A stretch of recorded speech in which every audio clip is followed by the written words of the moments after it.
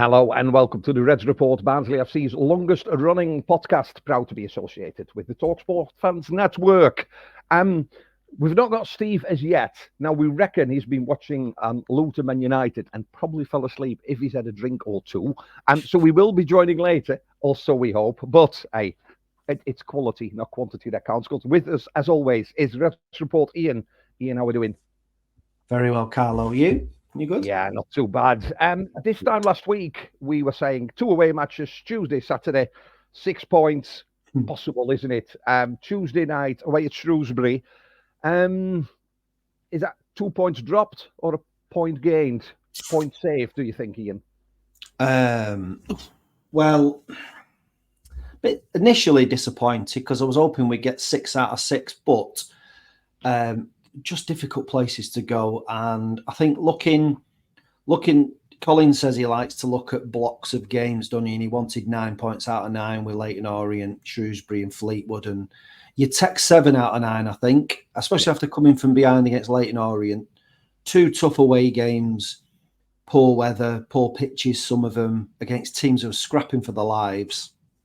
They're not going to be easy. We're not going to steamroll teams and win every game. So I would say probably good to scramble a point, and scoring late, it just galvanises you. You can't beat late equalisers or late wins like we did against Leyton Orient. Yeah.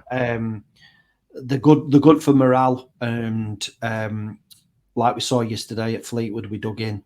And I think Shrewsbury, tough place, and you'll just take the point, won't you now? And it looks all right. 7 out of 9 doesn't look too bad.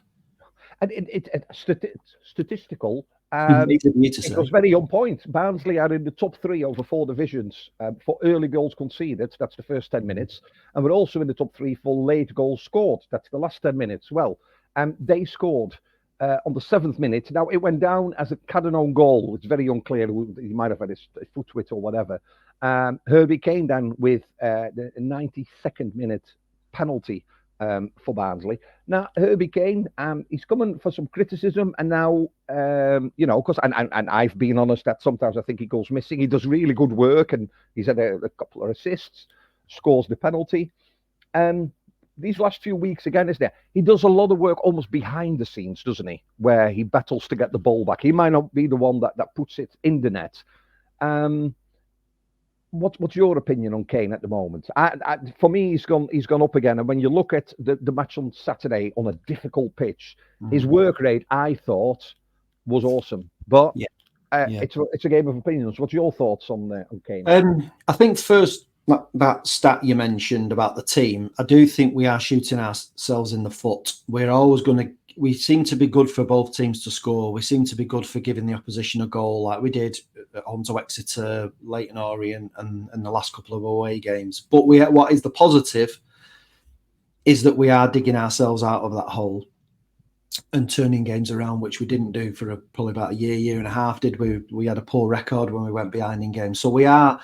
And we are digging ourselves out of that hole. And I think part of that is Herbie Kane and the work rate. There are games where sometimes you think, well, what did he do in 90 minutes? But I think he's not going to give a 9 out of 10 every week. No player is. But he does. What I like about him is he'll want the ball. He demands the ball and likes it at his feet. And he looks and he tries to make things happen. And you put that together with Luke O'Connell's work rate. You put that with now Adam Phillips has come into some form with goals and assists, and it clicks again. And you're not going to get all 3 of them being man of the match performances. There's always going to be one who grabs the headlines. Kane went through a spell, didn't he, not long ago, where he was getting all the goals, and then he's gone a bit quiet. But I think, Kane.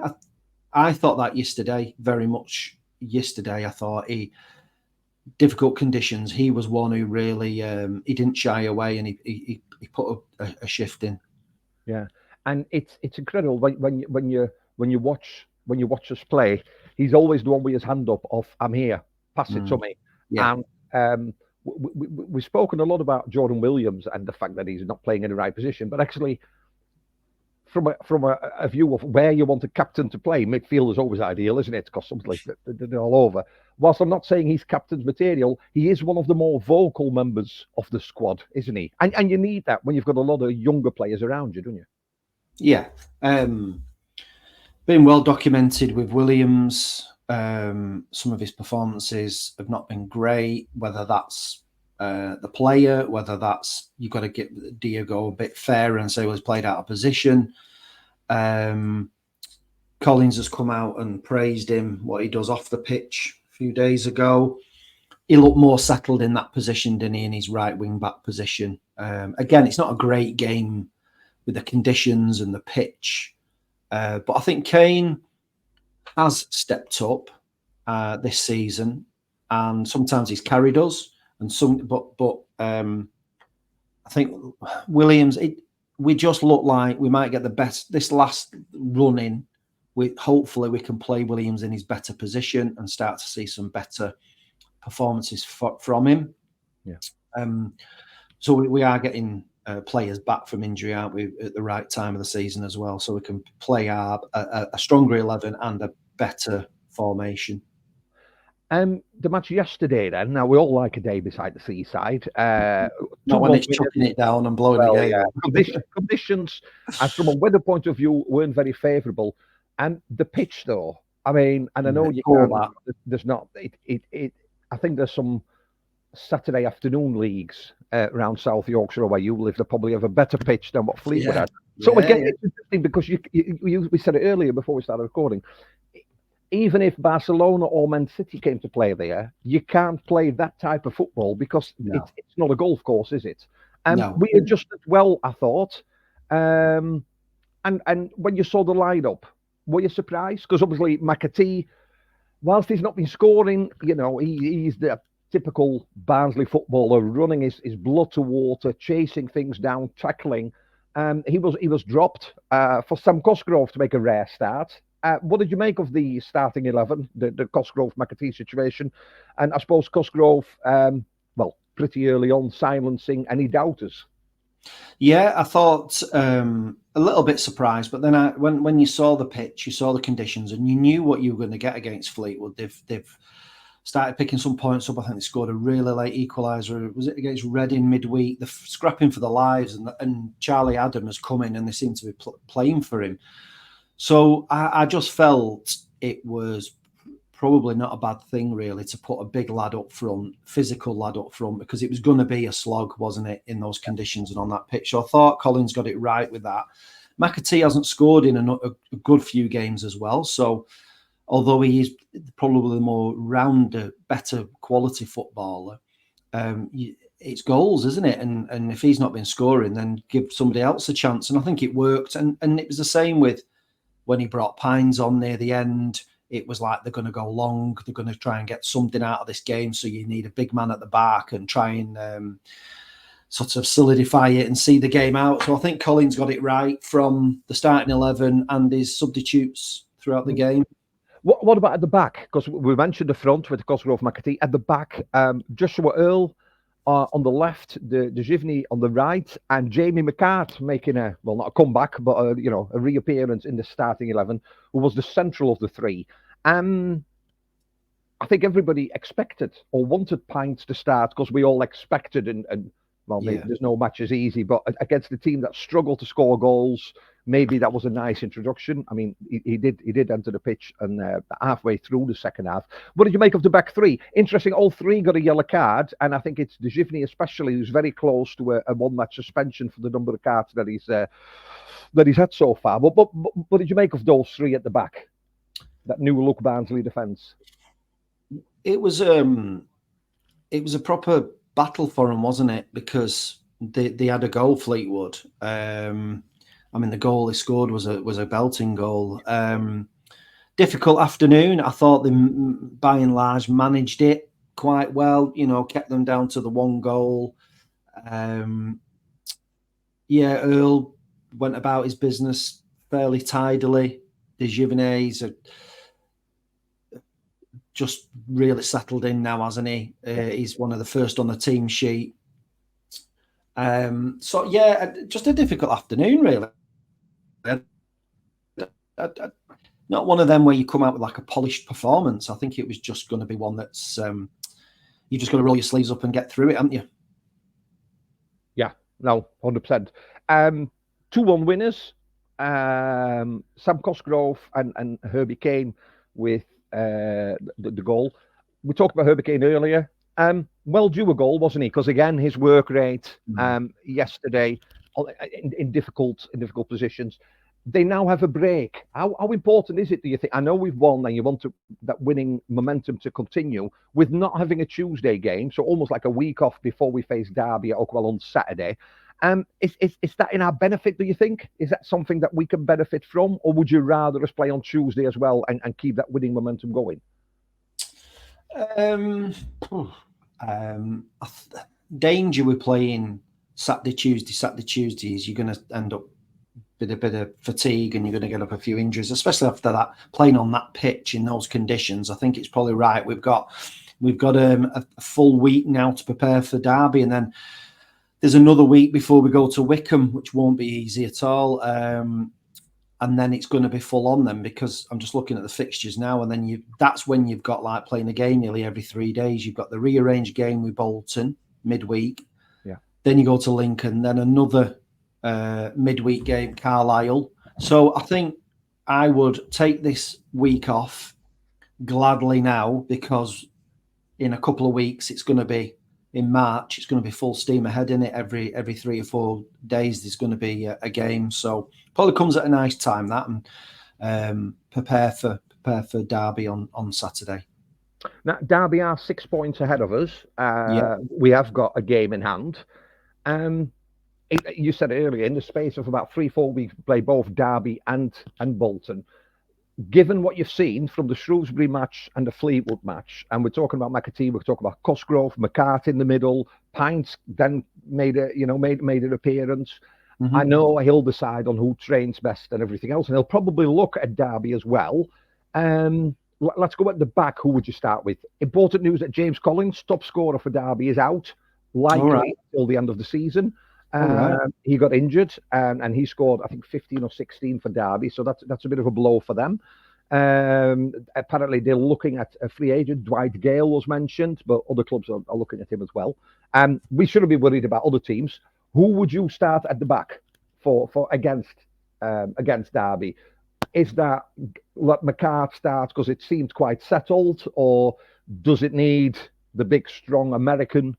And for Donovan Pines to make a home debut, can you play them both and drop somebody else? Well, it's a tough one, isn't it? I think Dejevine and Earl pick themselves, and then it's a straight fight then for the other place. Maybe. I know a lot of people have been clamouring for Pines, and he seems to be a fan's favourite already, and he's only played about 20 minutes. Future captain, apparently, Ian. Yeah, I know. Yeah, I saw that. We do get carried away sometimes, don't we? And I'd like to see him. I'd like to play, but part of me was like, he hadn't played competitive football for 4 months. He's trying to settle in the country as well. He seems like a popular guy and quite a. I think he's probably ready mentally. It's just whether he's ready physically. Yeah, he's going to be in with a shout, hasn't he? Wouldn't surprise me if Collins goes with just feeding Pines in slowly but surely, 20 minutes here, 30 minutes there, and no need to rush him in if he's got McCart back and Earl, and he's always got Williams. I know we don't like him in that back three, but he's got options, hasn't he? He doesn't have to rush Pines in if he thinks he's not up to match fit yet. So that'll be an interesting one. That come 2 o'clock on Saturday, who he does actually go for. I think 2 of the 3 spots are already taken, I would say, but be interesting who that third one goes to. I wouldn't like to predict who he's going to pick, actually. Yeah, and I suppose behind the scenes, it depends how they train. Probably one eye on the opposition. Do you need somebody with that height? Who's going to play up front for them? Obviously, midfield take care of itself, I would presume. What about up front? The McAtee versus Cosgrove. Cosgrove obviously got a goal. He seems like a confidence player and it's a problem, isn't it? Because I'd love to see Cosgrove start 5, 6, 7 matches in a row, but if you're not scoring, but maybe he needs that time to. But he scored a goal. Would you start him up front and have the two tall strikers, so Cole and Cosgrove? Would you go for McAtee, or would you play those two up front and maybe drop you can't really drop a Phillips or a Kane. I mean, Steve's not here anyway, so but you can't really drop them for the work rate that they've provided and the service that they've provided. So no, absolutely. If it's a straight choice, who would you go for? Because we don't know what Colin's going to do, but who would you go for? I still think with Cosgrove, there's a red card in him every game, and I worry: is he too fired up against Derby? I don't know. I might be completely wrong. I think I'd probably go for McAtee because as a footballer, he's too good for this division. And maybe bring Cosgrove on if you need to. But then some may argue that Cosgrove, it is going to be a fired up game, isn't it? They'll have a sellout away end. Is it going to be the perfect game for him? But I just feel with Cosgrove, he's one tackle away from getting a straight red, and we don't need to be down to 10 men, do we, against them? So no. I'd lend a little bit more towards McAtee, but personally, I think. Yeah, and a big battle I had in the midfield, of course, Oakwell, 3 o'clock on Saturday. The Battle of the Irish with Conor Horahan facing Luca Connell. And as much love as we might have for our previous captain, of course, we all back Connell in this. But it's going to be interesting all over the pitch, isn't it? If you had to give your score prediction before we go on to some other stuff, difficult one, isn't it? Derby. Yeah. When I say they're flying, the results, they won 2-1 at home versus Cheltenham. Then they won 1-0 away at Charlton, 1-1 against Shrewsbury at home, but then they won 3-0 away at Exeter. It's a difficult one, isn't it? It's probably one that they won't fancy that much either. But what's your feelings about this one? Yeah, not after last time they came here and got thumped. Was it 4-1? We beat them on another scarf day. That really fired us up for the running, didn't it, that game? I saw them against Burton when and they only just got past 3-2. They weren't convincing, but one thing they do is they'll play till the 94th, 95th, 96th minute. So you've got to be, they don't know when they beat. And part of that is Hurricane driving them on. I don't think they're anything spectacular. But they've got match winners. That's the thing, isn't it? I don't know whether, like you said, Collins is out. Was it? They've got Mendes Lang. They've got a few players who, on the day, can win a match on their own, and that's the danger with Derby. Although I don't think they're particularly playing like Portsmouth are playing, who are sweeping all in front of them. They're a dangerous opposition. But I'd like to think at home we should be getting something in that game. Definitely, but I can see both teams to score again on that one, on the Acker. It's not a bad. And I think you just don't want to lose at home, do you? You need at least a draw. And I know that won't help either, because obviously they're 6 points behind Portsmouth, and they've got a game in hand over Portsmouth. Portsmouth, we play later on, so it's going to be an interesting few weeks ahead. First goal scorer though for Barnsley, I do need that one from you. There's going to be goals. We know this. Yeah, you know what? I think the form that Phillips is in at the minute, with a couple of goals and a couple of assists, it'd be a good shout to stick some money on Adam Phillips. The form he's in. I'm going to go 3-2 to Barnsley, just because I don't think 3-1. I think it's going to be close. And I'm going to go for. I'm going to go for De Givney, I think, just because I remember his debut and he got absolutely slated. He was taken off. I mean, he's come back. It's almost like they put the wrong batteries in him. He was wired up a bit wrong, and they've took him to the workshop and they've made a couple of changes. And and it's just a delight to see him play. And I liked Colin's remark yesterday about the other defender, about Pint, that he did the simple things right. He said, just go out, don't overcomplicate things. Yeah, we'd rather have it in row Z than try to go past 3 men and then lose it. That's it. There's a time to put it in row Z, and there's a time to play it out from the back, isn't there? And it's getting the right decision. Don't get caught. dallying on the ball. Yeah. There's a time to clear it and a time to be a bit more cultured, and that's what you want. And Earl's done that. He's come in and done that, and that's all you need, isn't it, from your defenders? Making decisions. Don't be stuck in two minds. Make a decision and make it early. And Earl's done that, and hopefully Pines can do that as well. Just to close the show off, slightly different question, and I've not told you this one because I didn't want you to think about it. I don't know if you've seen on social media, Tom Walker, the artist, Brit artist, put on his social media a couple of weeks ago. He did a gig in Tamworth outside this jacket potato van, the potato man.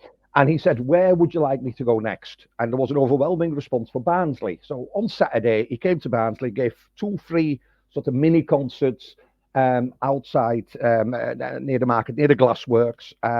He complimented the council and the police. There were hundreds and hundreds and hundreds of people.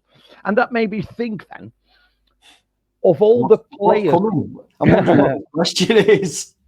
If you could ask one ex-Barnsley player that is still playing to come back to Barnsley for a one-off match, let's make it the one against Derby, who would you ask and why? Good grief! You could have. I'll go first. I'll go first, just because this have to prove it.